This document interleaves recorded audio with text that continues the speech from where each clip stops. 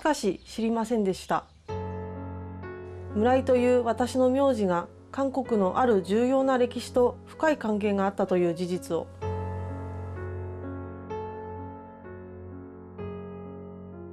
皆さんがとてもよく知っているユン・ボンギル義士と私の曽祖父の兄村井蔵松は1932年4月29日同じ空間にいました。当時現場で村井蔵松氏がかけていた眼鏡です。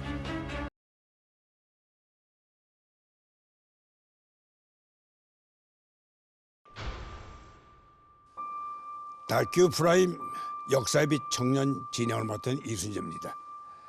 오늘은 아주 낡고 오래된 안경으로 얘기를 시작하고자 합니다.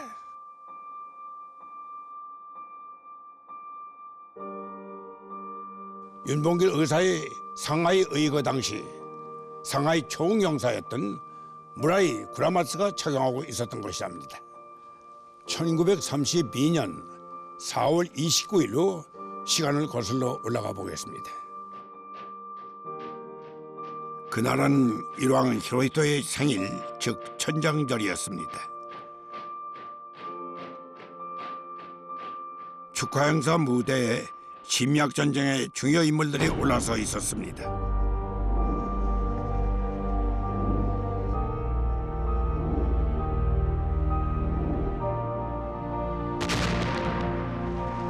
오전 11시 40분 윤봉길 의사가 던진 폭탄은 정확히 단상후에 떨어졌습니다.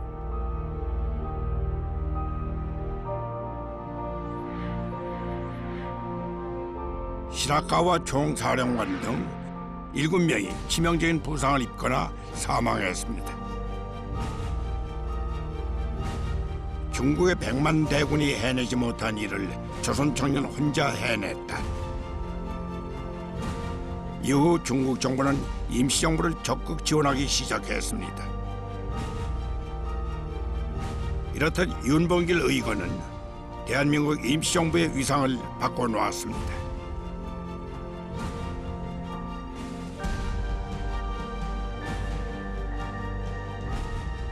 (1932년 4월 29일) 윤봉길 의사의 상하이 의거 당시 행사장 단상후에 서 있었던 일본인들에 대해 알아보고자 합니다. 침략의 원인이라고 할 수 있는 그들의 삶을 왜 추적하려 하는가? 의거 이후 그들의 삶의 행보 속에는 오늘날의 일본인의 역사 인식이 그대로 담겨져 있기 때문입니다.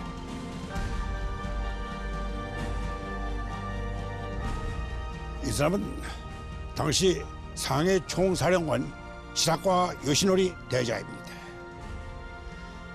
108군데나 상처를 입었고 12번의 수술을 받았지만 결국 한 달 후에 사망하고 맙니다.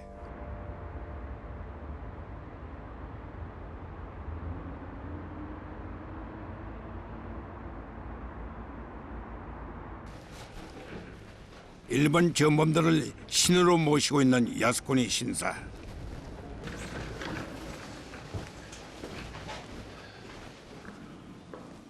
당시 시라카와 상하이 총사령관의 피 묻은 옷이 그대로 전시되어 있습니다. 이게 시라카 대장 옷이구만. 옷도리 그 사스만 갖다 걸어놨네.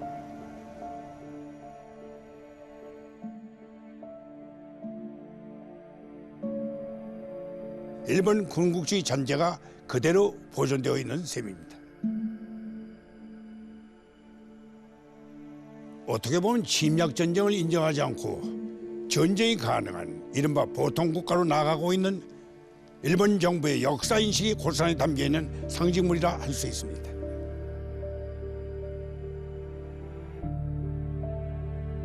시게미츠 마모루입니다. 이 사람은 당시 주중 일본 공사였습니다. 다리가 부러져 의족신세지게 됐습니다. 1945년 미조리함에서 열린 항복 문서 조인식. 지팡이를 짚고 나타난 일본 외상 시게미츠 마모루. Upon which surrender of the Japanese imperial forces is here to be given and accepted are contained in the instrument of surrender now before you. 바로 윤봉길 의거에서 다리를 잃었던 인물입니다. 시게미츠는 일본을 대표해 항목문서에 서명합니다.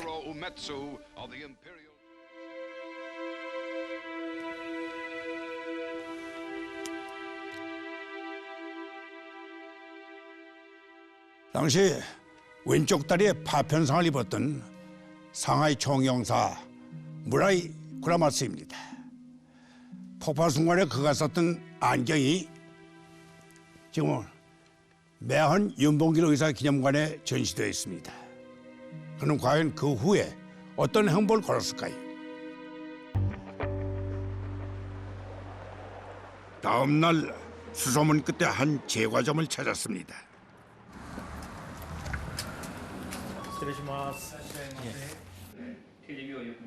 이곳에서 130년 동안 가게를 해왔다고 합니다. 마을의 터줏대감이라고 할 수 있죠.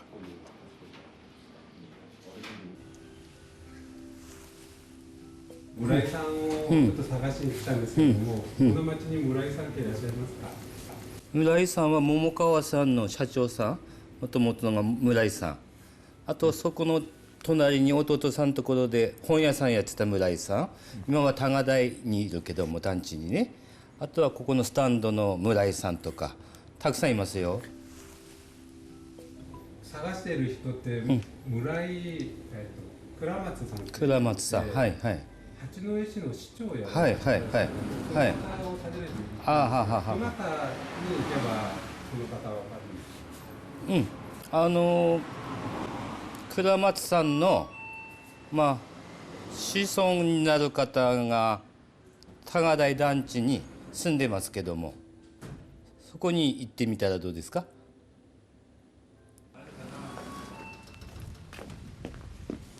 감사하게도 직접 집까지 함께 가주시겠답니다. 寒くないの？大丈夫です。寒い。はい。 과연 이분이 기증자일까요?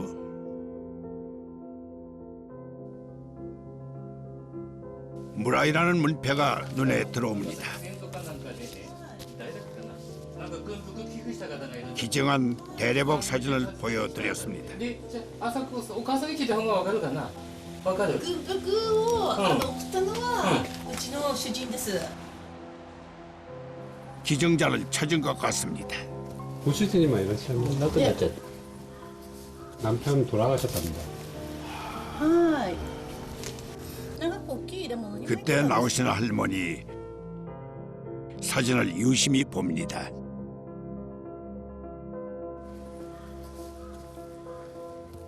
산토方に会ったことあるんですけども、はい。すごい方言で英語の方が上手だって。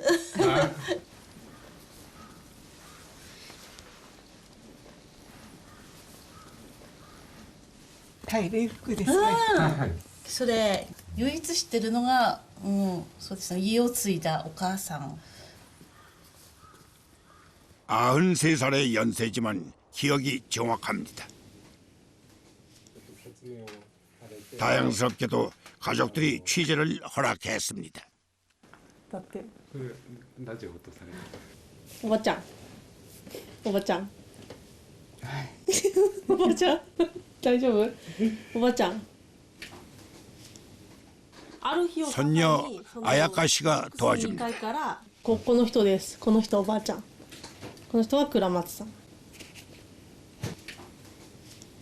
背はあまり高くなかったもん。背はあまり高くなかった。この上の帽子はね、あれ、こういうふうなナポレオンがかぶるような帽子。そうだね。これ実物見たことある？これ？前にね、2階に飾ってた。あ、2階に飾ってたの、お家の。お家の2階に飾ってたそうです。 오래전 기억을 더듬어 봅니다. どんな感じだった？どの辺にあった？なんかこの辺にこ足少し足に足のこの辺にあったそうです。実際に足をこう怪我されるので、多分合ってるお話だと思いが合ってる話だと思います。救助された方のお名前は、村井のり国、本当の名前が村井勉なんですけども、はい、ペンネームって言いますか、そちらの感じで村井白秋勉さんがちょっと、大きくなってから村井勉っていう字で字活で調べたらそんなにこの字活良くないっていうので、この白秋っていうのをちゃんと調べてもらって、普段だから名詞でも何でも白秋にしてこの名前をなるべく使わないようにしてこういうふうに白秋って言ってたんですね。のり国って。はいはい。무라이 놀이꾼이와 무라이 츠도무 이름이 두 개다 보니 그를 찾기 어려웠던 것입니다.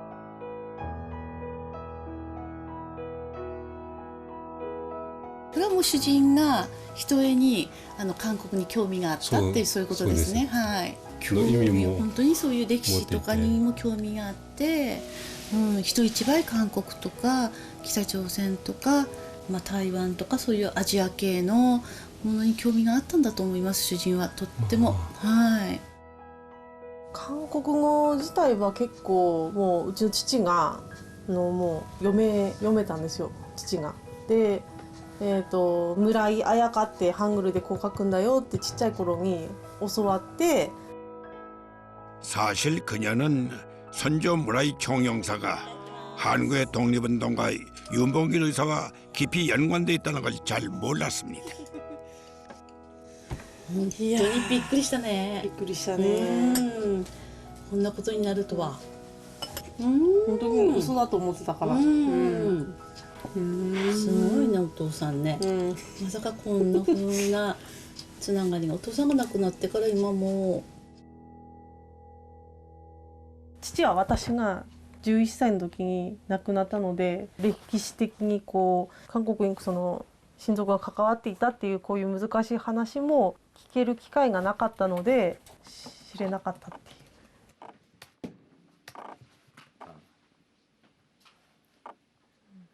いう。でどちらかに中入ってもらってもいいですか。村井倉松、青森県桃石村奥入瀬村の前身に生まれる。 1932년 무슨 일이 있었던 걸까? 上海天朝節爆弾事件で重傷を負う。朝鮮人のユン・ボンギルが爆弾を爆発させて、白川義則大将、村井倉松総領事、重光葵コーチが重傷を負った。 日本の方がその日本人街で多く亡くなったり怪我をされたというその事実だけを見ると、やっぱりちょっと悲しい気持ちにはなります。全くないです。学校でもないです。はい。ユン・ボンギルさん という名前を知ったのも皆様がいらっしゃった時にちゃんと意識してこうユン・ボンギルさんって知りました。はい。ユン・ボンギルと検索するとこの写真が多分一番大きく出るので見覚えがあります。 決意を感じます。何か、はい、まず私がちょっと気になったのはユン・ボンギルさんが、爆弾を投げたそのきっかけっていう方がちょっとどうしてかっていう方がちょっとまず学んでおきたいことかなっていう感想なんですけども、はい。 아버지는 왜 선조 무라이 총영사의 유품을 한국에 기증했을까? 딸 아야카 씨는 아버지의 마음을 알아보려 합니다. みんな鼻ちょうど終わって汚れてるんだよね。ちょうど 한국으로 떠나기 전 아버지에게 인사를 전합니다. そのお父さんが送った時の気持ちとか、その上海事変の当時の出来事を生でこう実感できればいいかなと思っています。黒松さんとともに、見守っていてください。行ってきます。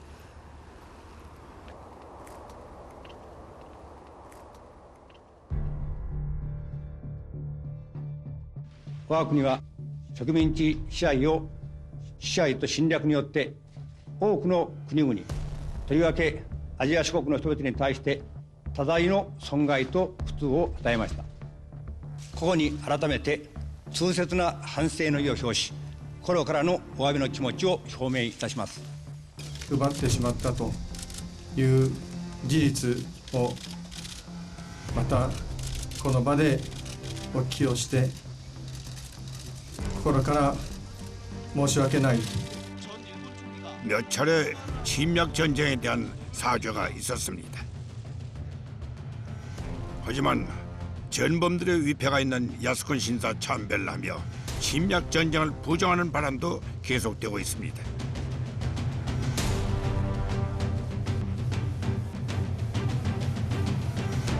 国のために尊い命を落としたご英霊に対してその念を表する、これは当たり前のことであり、日本が国ぐるみで制度令にしたいわれなき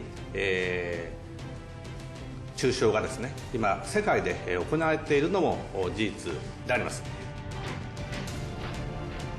아베 신조 총리의 집권 이후 일본 정부의 역사 인식은 급격히 우경화되고 있습니다.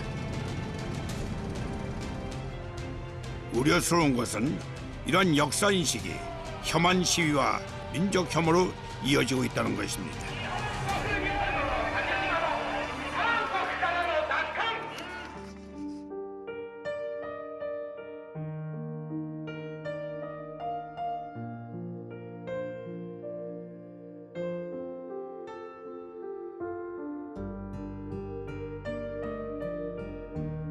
고민 끝에 한국 방문을 결정했습니다.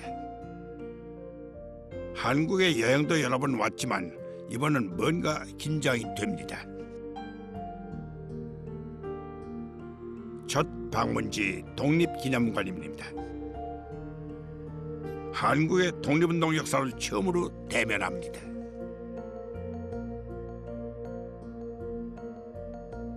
가해 역사를 배운 아야카 씨, 과연 어떤 마음이 들까요?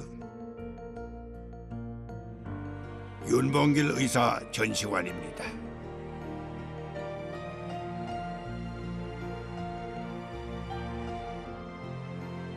당시 신문 기사 속에 선조 무라이 쿠라마스가 있습니다. 아,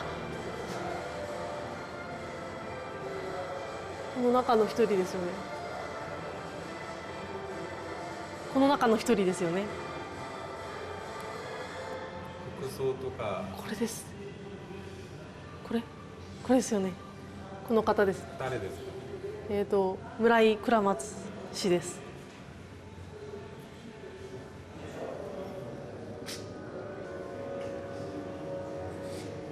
これは現地の新聞ですか。 한국의 동아일보っていう 한국의 최초로 보도된 이 동아일보입니다. 아, 무라이って書いてあったさっきどこだ。 당시 한국 신문은 윤봉길 의혹을 어떻게 보도했을까? 一応ここのその号外の最初の報道ではやっぱり犯人っていう言い方をしてるんですけども、これはやっぱり日本の政府を意識して犯人って言ってるんですか。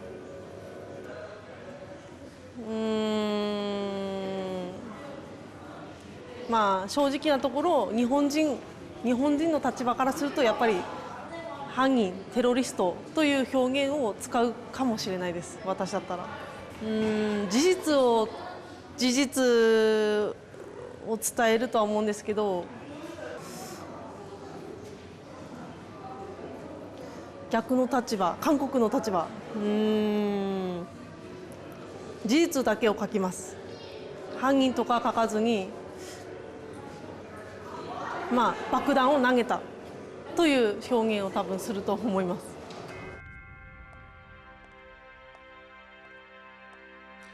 일본에서는 윤봉길이라는 이름조차 몰랐는데 그는 한국인들에게 크게 존경받는 독립운동가였습니다.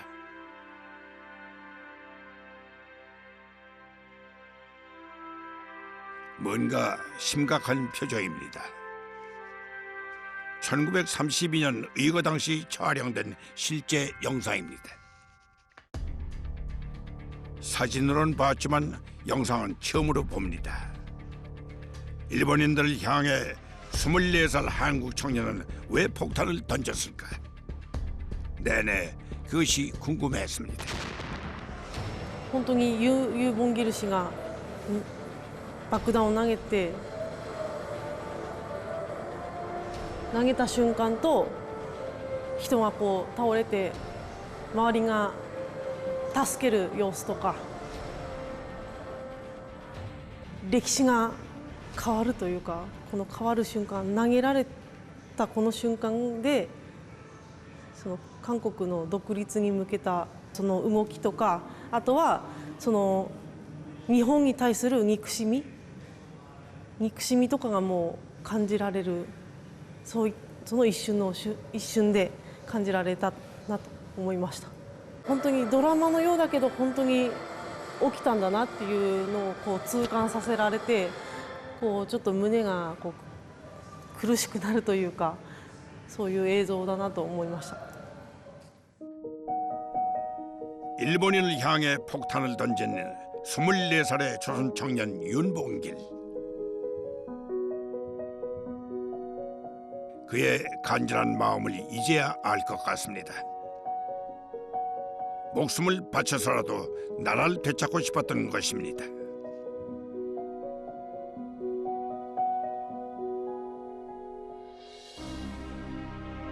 무라이 총영사의 대례복을 기증한 것은 그 마음을 알았기 때문일까요?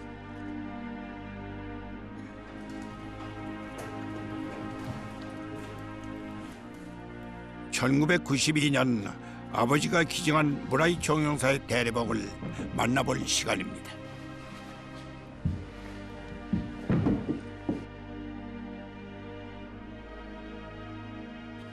すごく待ちわびてたので、とうとうこの時が来たなという気持ちです。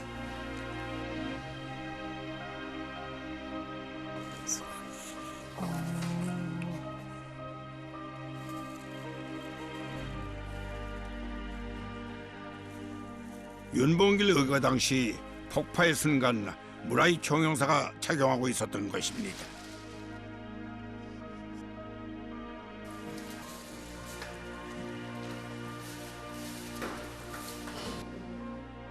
윤봉길 의거라는 87년 전 역사를 증명해주는 유품입니다.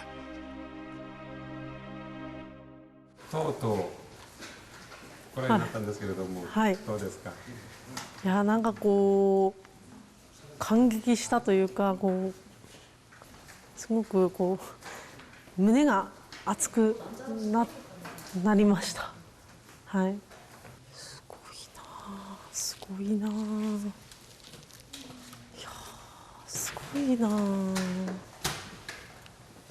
へえ。なんか書いてありますね。KM。倉松村井かな。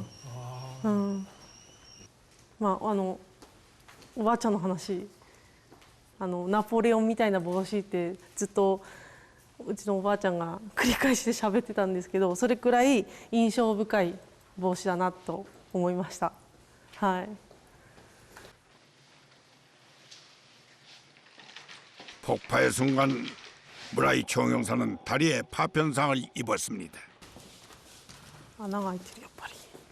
대례복에 그 흔적이 남아 있습니다. おばあちゃんがうちの祖母が足を負傷したみたいだと言ってて、倉松が。でズボンにもこう怪我した跡の穴があると聞いてたんですけど、ちょっとこう確認したりして見てたんですけど、多分修復されたのかな。ここかな。할머님이 올해 93세세요. 아, 기억력이 진짜 많이 좋으시네요. 예. 아, 예, 맞습니다. 요거는 저희가 원체는 요게 구멍이 나서 해져 있던 부분을 사실 계속적인 어떤 그런 변형이나 훼손이 되는 걸 방지하기 위해서 안에다가 천을 다시 대서 그 훼손이 되는 걸 예방하고 방지하는 그런 복원 처리를 한 겁니다. ちゃんとこう綺麗に倉松のこの着ていたものがこのように大切に保管なさっていて、しかも敵というか韓国にとっては憎むべき日本人のその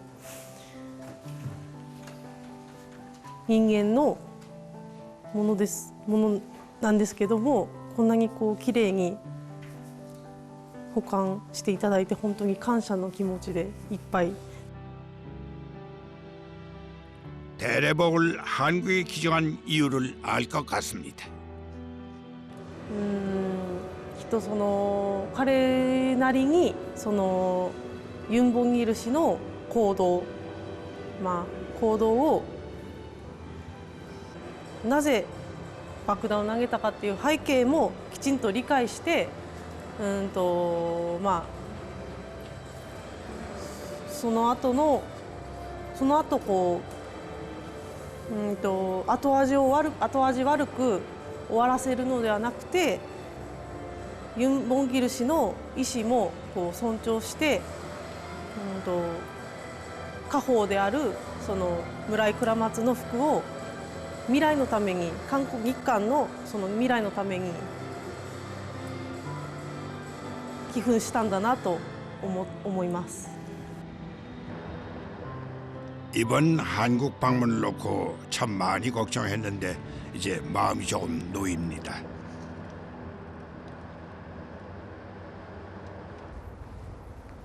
매헌 윤봉길 의사 기념관. 이곳에도 아버지가 기증한 유품이 있습니다.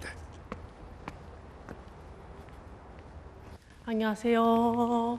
처음 뵙겠습니다. 누군가 미리 나와 아야카 씨를 기다리고 있습니다. 무라이 츠토무 딸이에요. 무라이 아야카라고 합니다. 저희 기념관을 방문한 걸 환영합니다. 저는 그 윤봉길 의사 조카 윤주라고 합니다. 반갑습니다. 네, 반갑습니다. 윤봉길 의사와 무라이 총영사의 후손이 87년 만에 손을 맞잡았습니다.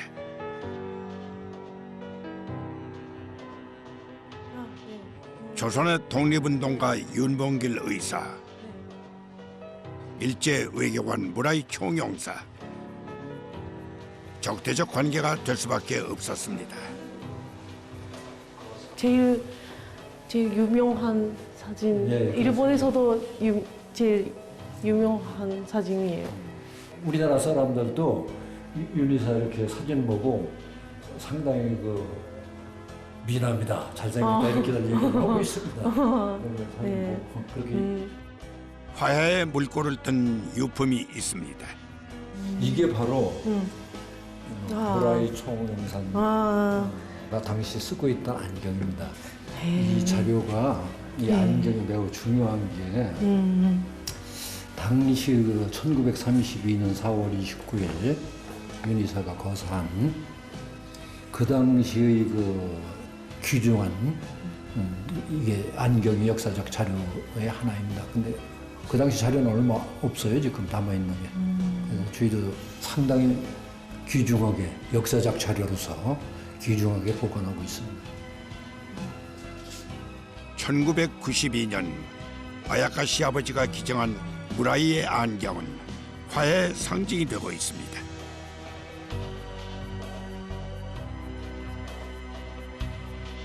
子孫同士との交流もつなげられる架け橋になったなと思っております。このメガネを見て、はい。 상하이 의거 87년 만에 윤봉길 의사와 무라이 총영사의 후손은 만났습니다.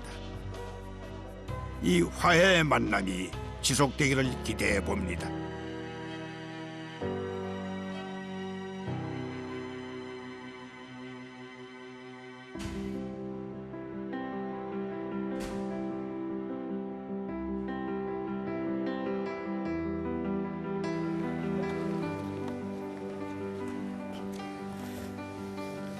상하이 의거 87년 만에 이루어진 후손들의 만남, 그 역사적 의미에 대해 이야기를 나눠보려 합니다.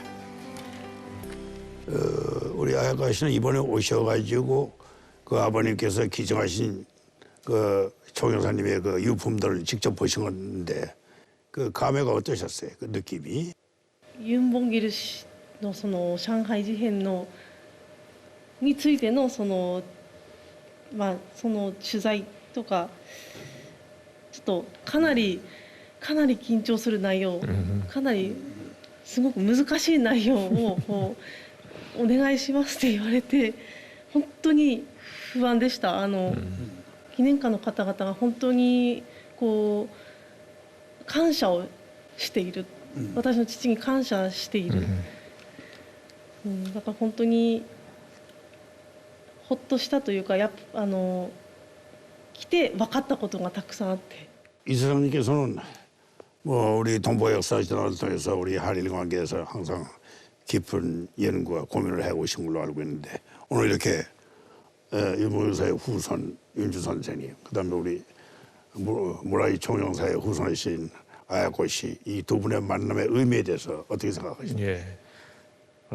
상하이 현장에서는 서로 이 대척점에 서 있던 두 사람의 후손이 같이 기념사 앞에 구경도 하고 또 이 같이 자리에 있는 게 어떻게 보면은 우리가 지향해야 될 꼬여 있는 역사를 푸는 그 역사 화해의 현장이다 이런 생각이 듭니다. 네. 자, 그럼 우리 윤주 선생님께서 아야카 씨가 오신다고 해서 특별한 선물을 준비하셨어요. 아마 보여드릴 테니까 한번 보세요. 좀 설명을 해주시죠. 예, 예.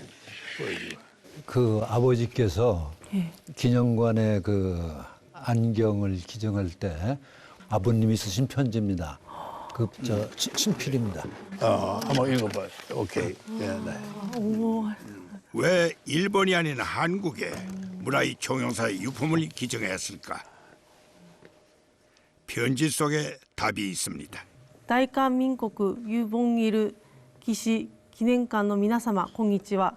私は日本国青森県の村井と申します。欧風のメガネは1932年の義教時のものと考えております。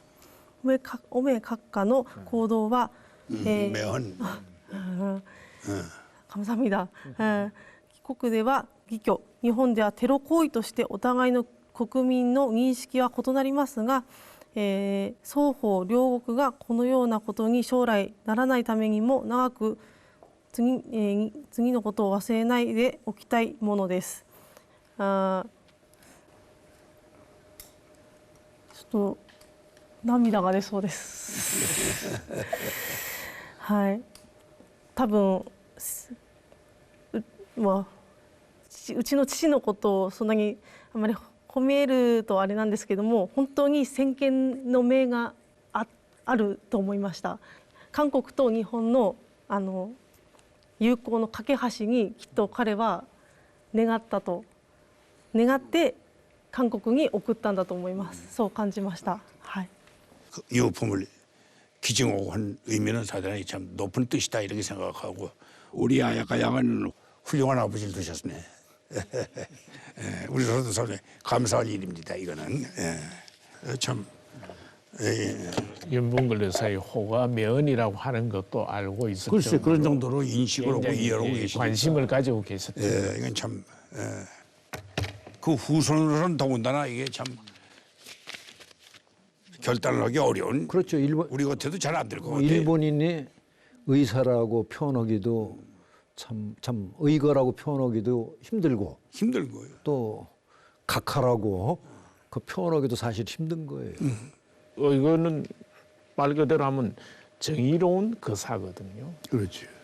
2번씩이나 편지에 썼다라고 하는 거 보면은 이 역사에 대해서 굉장히 평소에도 고민을 많이 하고 생각을 많이 했던 분을 알 수가 있습니다. 그다음에 한 가지 더 정말 더 제가 눈에 띄는 부분은 장래에 이런 일이 일어나지 않도록 하면 좋겠다라고 하는 부분이 있습니다. 그것으로서 본인이 안경을 기증하고 대례복을 한국에 기증했던 것 자체가 앞으로의 한일 관계를 새로운 차원으로 변화되면 좋겠다라고 하는 그 역사 의식이 들어있는 것처럼 느껴집니다. 아버지가 살아 계셨다면 훨씬 깊고 많은 얘기를 나눴을 겁니다. 私の父の写真を持ってきました。はい、アボジです。はい、どうぞご覧ください。 지금 여기 저 사진 좋구나. 예. 이게 지금 그 아야카시 부친시 쓰도무시 이 편지를 직접 쓰신 분의 사진입니다. 지금은 뭐 아야카 저요. 저예요. 따님이 자꾸 아야카시 따님이네. 本当は一番も敵役この敵役は私ではなく父なんですけども、残念ながら今日は本人がいなく、代わりに私がお邪魔させていただいたんですけども、日韓のその架け橋になるように願ったその父の写真のその顔をちょっと皆さんにご覧いただきたくて持ってきました。はい、はい。今まではちょっともうちょっとわからないからみたいな感じでちょっと考えたんですけども、目から背けず事実をちゃんと見て、でまず次私が日韓の両国の良好な関係を築くために何ができるのかっていうのを考えるきっかけになったので、本当にありがとうございます。本当に良かったです。はい。